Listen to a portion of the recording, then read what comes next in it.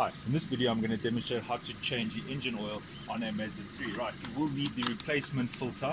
This is what it looks like on a 2004, or is this a 2006 Mazda 3? There it is. Then you will need obviously the oil. Now many people are confused about oil. This car is being used in a fairly cold climate. In winter it's -degrees. So I'm using, this is fully synthetic oil, which means that it allows for longer oil change, but that's not the reason why I'm using it. The reason why I'm using it is this 5W30, and the 5 means cold temperature and the 30 is the viscosity at high temperature.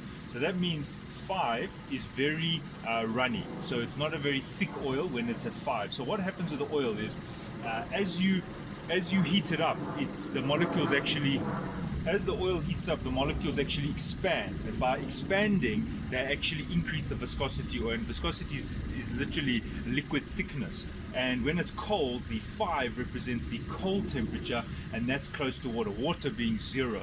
So you would want the oil to have a low viscosity at low temperature, so the oil can move around all the bearings, the main journal bearings in the engine, so that it doesn't cause friction. So that's why I like the 5W30. But obviously if you're using it in a hotter climate, you would want the 30 a little bit higher, maybe 5W or 10W40 or even 10W50, because the hotter climate means that it gets the oil doesn't have to be so thin, especially on cold starting. So that's what the 5W is for, meaning cold temperature. So I just use the BMW oil. Don't mix oil. This is a synthetic oil. I can't use this oil today and then Shell tomorrow and Total liquid moly the following day. It's not how it works. You've got to drain the old oil and use the new oil. So stick with one brand unless there's a specific reason. Maybe your engine needs a thicker oil, then you'll change all the oil and use a thicker oil. So this is the oil. Wheel spanners. This allows you to remove the oil filter. What happens is you just grip it like that, and it allows you some gripping strength. But keep in mind that even these things don't always work, and what you might have to do is hit a screwdriver through the little tin here and turn. So this is not foolproof. Many times this doesn't actually work, also especially if you can't get into the area. Whack a screwdriver in here and you turn. Right, now the car must be warm. So as you can see, the car is actually been idling for the last 5 minutes, and it's now time to jack up the car. Remember to chock the wheels. There at the back there's the 2 bricks to chock the wheel, handbrake on, and now we lift the car and I'll show you how to change oil.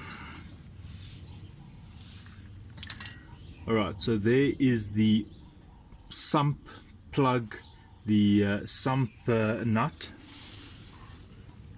over there. So you've got to loosen this thing, and then once this is loosened, it will drain out, all the oil will drain out. Then after a little while, especially when the engine is a bit cooler, because you don't want to burn your hand, you've got to take out the oil filter, which is over there. And in this case you can see there's leaks, so we're going to find why this car is leaking. Alright, so this is a size 19.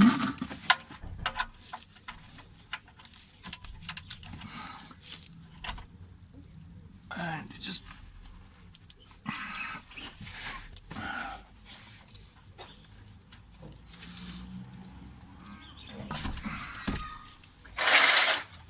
right, so you make it loose and you have your bucket very close. It does shoot, and you unscrew it. Be careful of the hot oil because the car was on. Just unscrew it, and there you can see the oil draining out. Right, so there's that. Right, now I've just taken this protective plastic cover here just for the video. You don't have to take it because there is a hand space in that plastic protecting sheet. So this is just for the video. Now here is the oil filter. Now one of the reasons why I did take the plastic cover off is there is an oil leak, so I'm just cleaning around here. But in terms of changing the oil, right, if you look over there you can see it's now reduced to a very infrequent drip, so it's slowing down. Shortly I'll close it there, and then what you're going to do here is you're going to need to open this. Now just for your information, this thing is more difficult to open when it's hot, and that is the oil pressure sensor.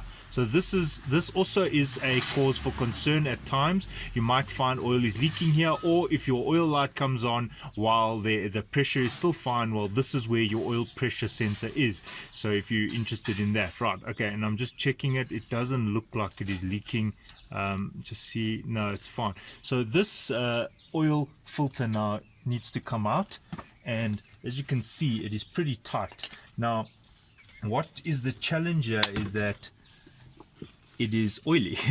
So I just used some thinners. This is just some lacquer thinners, and I'm just cleaning the body of the filter, and then I'm just going to try and use my little tool here, but make sure that it is rubbery, meaning that there's no oil on it. So I'm just also cleaning it with the thinners, and then you just put it like that, and let's see if we can loosen. Now loosen will be in that direction. There we go, and you can see how nicely it actually works. Great, so that is now loose. Now be careful, because as you pull this out, oil is going to want to fall. So what you want to do is you're going to want to move this little bucket and get ready with the new filter. Now just a tip, with the new filter, it's already leaking. The new filter, what you want to do is you want to put a tiny, like a drop of oil here, just to coat it, but do it with the new oil, not the old oil. So here is the new oil. I'm just going to open it, and I just want to get a drip on my finger just to put on the new filter. That's all, just one drip, one drop, and just to lubricate it like that. Now I'll just close the new oil. Right, so now I'm going to remove this filter and just let it fall, the oil fall into the bucket. As you can see,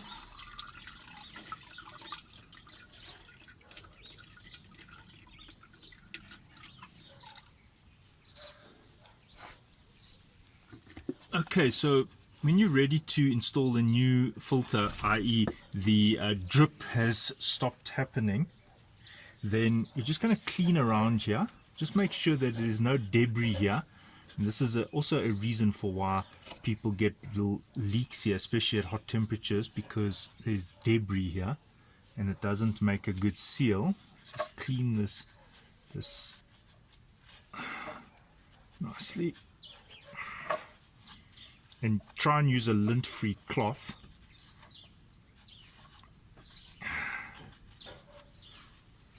Right, now gonna have to be a bit quick here. You could leave this for a few minutes and then it won't leak anymore.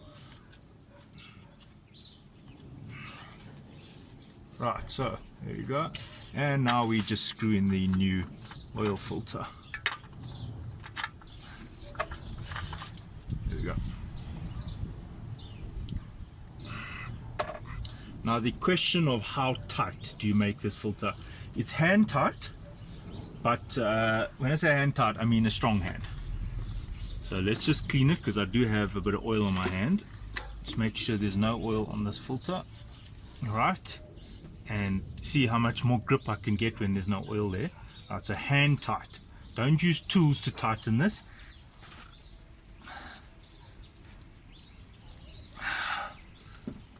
That's it, it's finished. The oil filter is now done. Now what we're going to do is we're going to need to close up that nut over. This is the copper washer, which ideally you should change every time, but it's not mandatory. That's why I just said it's ideally.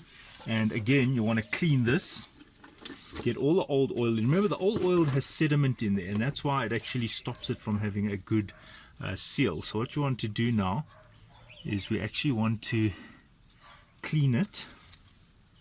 Cleaning it with thinners. You can use spirits or meths or anything like that. Just cleaning it, making sure there's no debris here.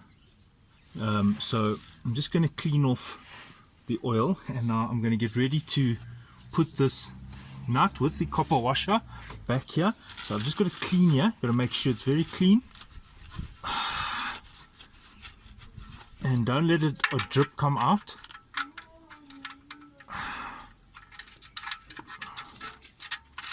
There we go. So there was no drip, and now I can move the bucket and tighten it. Now this thing even though it is a big nut, do not over tighten. So once it gets tight, once it gets where it offers resistance, go 1/4 or 1/8. That's it. That's 1/8, and that's it. Finished. Again, don't over tighten. Just clean it.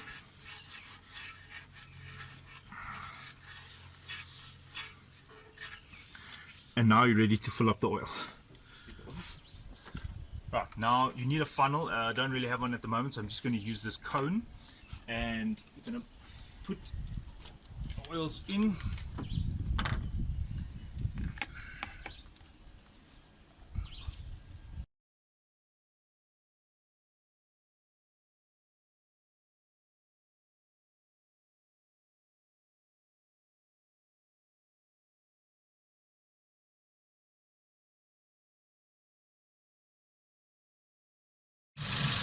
Alright, so I have the car on. I'm just checking for leaks. It's been on for about 10 minutes and I no longer see any leaks here. There's none over there. The sump plug, the sump is still fine. The gasket, the sump gasket seems to be fine. So that's it. The oil pressure sensor also not leaking. Now what you'll do is you will now drop the car down to the ground and you're done. You can check the oil, but only check the oil when the car has been at rest for half an hour. You can't check the oil while the car is on. You can't check the oil when the oil has been through the system. You have to wait till the oil has fallen into the sump over here, and because that's what the dipstick is. The dipstick is in the sump. It goes into the sump and you're actually measuring the sump oil level. That is why if you go to the garage and you measure the oil level when you've just driven the car, it's not going to give you an accurate reading because the oil is still in the system. So you only measure the oil once the car has been off for about 20 minutes at least, so the oil can go down into the sump and then you'll take an accurate measurement. Alright, so that's it. Thanks for watching and I hope this was helpful. Bye.